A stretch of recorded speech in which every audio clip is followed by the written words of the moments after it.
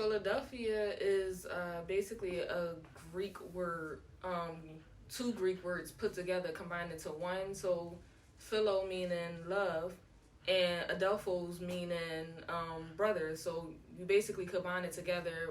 It comes out to be brotherly love, and that's basically where the word Philadelphia came from. America was basically born here in Philadelphia with the signature of the Declaration of Independence, or the creation of the Declaration of Independence was created in Independence Hall, where everybody in the 13 colonies came here, signed the Declaration to basically get freedom from England.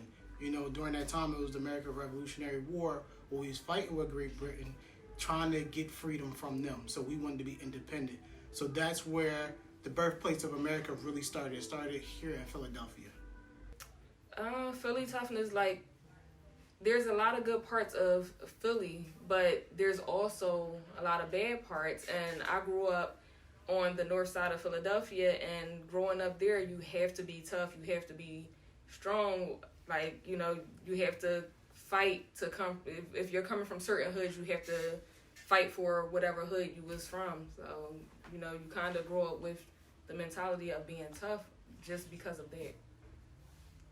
Not play in Philadelphia if you don't have that Philly toughness. You can't be soft. We have a couple of players right now that doesn't embrace that Philly toughness. I'm not going to say any names, but it's like Philly fans are ruthless and hard on their sports teams. If you don't exemplify or even have, if you don't have that toughness that Philadelphia embraces, that we have, that people that was from here that grew up with the toughness, you won't make it here as a sports athlete in Philadelphia. One person in particular, I'm going to say, is Allen Iverson. Allen Iverson embraced the Philly toughness, and that's why he is like a son of Philadelphia, like he was born here, but he actually wasn't. Philadelphia is probably the only city that feel like they don't have an accent. We all feel like we don't, but once we come to talk to other people that's not from here and they don't understand what we're saying, we kind of realize we do have an accent. So we say certain words that a lot of people don't understand, like join. We made that word up, finally made it to Google, but join is a noun meaning anything. Basically, it could be food, it could be a place, it could be a person, and we understand it. We know what it means. We say things like water.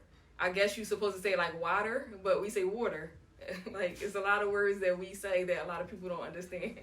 And we also say hoagies. I guess it's called the sub everywhere else, but it's a hoagie here. So we think we don't have accents, and we think we don't have our own lingo. We do. We here in Philadelphia have some of the best foods. We have Philly cheesesteaks. We have hoagies. We have tasty cakes. We have water ice. We have pretzels. We have even our own cream cheese that a lot of people use. It's just so different and dynamic.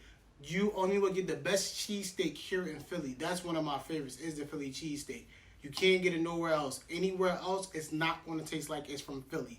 Water ice is another thing. A lot of people don't know what water ice is, but it's just basically like a snow cone almost, but it's a little bit different. You can only get that really down here in Philly. I'm telling you, we have some of the best foods here in this city.